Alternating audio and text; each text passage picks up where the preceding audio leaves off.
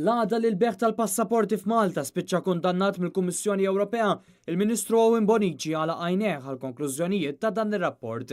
Fil-konklużjonijiet tagħha l-Kummissjoni Ewropea kritikat l-iskema tal-Gvern Malti fost oħrajn minħabba nuqqas ta' sigurtà u trasparenza kif ukoll għall-fatt li kif inhi tiftaħ il-bieb għal min irid jaħsel il-flus. Iżda waqt li fil-kummenti tiegħu il-Ministru Owen Bonici jgħid li wieħed ma jistax jakkuża lil Malta li tħalli opportunità għal ħasil ta' flus, jammetti li huma ħafna l-barranin dubjużi li avviċinaw lil Malta biex jakkwistaw ċittadinanza għal skopijiet ħżiena u r-rata tagħhom hija kbira ħafna.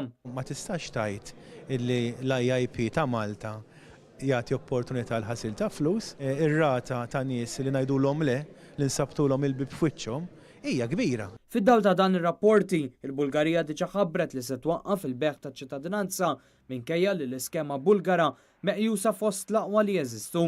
Iżda meta semmejnilu dan il-każ, il-Ministru ħarab milli jwieġeb. Fl-istess waqt, pereżempju bħal Bulgarija kif irċivit dan rapport waqfet l-IIP. Jiena mhux se noqgħod nitkellem dwar programmi ta' pajjiżi oħrajn. Il-kap tal-Partit Nazzjonalista Idrin Delija kemm il-darba tkellem kontra l-beħ ta' ċittadinanza Maltija u sostna li gvern ġdid nazzjonalista jġib investimenti li jrendi fit-tul u mhux mill-beħ tal-passaporti.